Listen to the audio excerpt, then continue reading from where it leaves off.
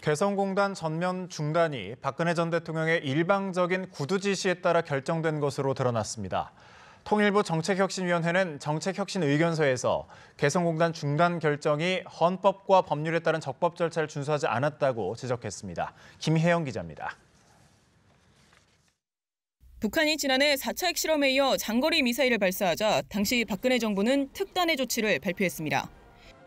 개성공단을 전면 중단하기로 하였습니다. 박근혜 정부는 당시 국가안전보장회의 NSC 상임위원회가 개성공단 전면 중단을 결정했고 절차적 문제가 없었다고 했지만 사실이 아닌 것으로 드러났습니다. 통일부 정책혁신위원회는 NSC 상임위원회가 열리기 이전에 박근혜 전 대통령의 구두 지시가 있었다고 확인했습니다. 혁신위에 따르면 지난해 2월 8일 오전 당시 김규현 외교안보 수석이 홍영표 장관에게 대통령 지시라며 개성공단 철수 방침을 통보했습니다.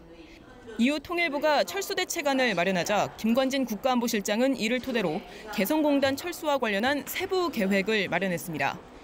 2월 10일 NSC 상임위원회가 열리기 이틀 전부터 이미 박 전 대통령의 구두 지시에 따라 개성공단 중단의 조치들을 준비했던 겁니다. 따라서 혁신위는 NSC 상임위가 박 전 대통령의 구두 지시에 사후적인 절차적 정당성만을 부여했다고 평가했습니다. 설령 NSC 상임위에서 최종 결정이 이루어진 게 사실이라 하더라도 상임위가 결정 권한이 없고 국무회의 심의 절차를 밟지 않아 헌법과 관련법 규정을 어겼다고 지적했습니다.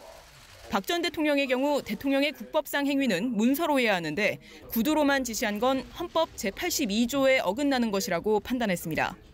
아울러 통일부가 당시 대통령의 지시에 따라 개성공단 전면 중단 조치를 실행한 것도 남북교류협력법에 근거하지 않은 것이었다고 지적했습니다. 통일부가 개성공단 임금의 핵개발 전용 가능성을 개성공단 중단의 주요한 근거로 든 것에 대해서도 청와대의 개입 사실을 확인했습니다.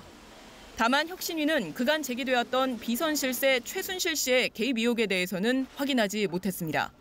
연합뉴스TV 김혜영입니다.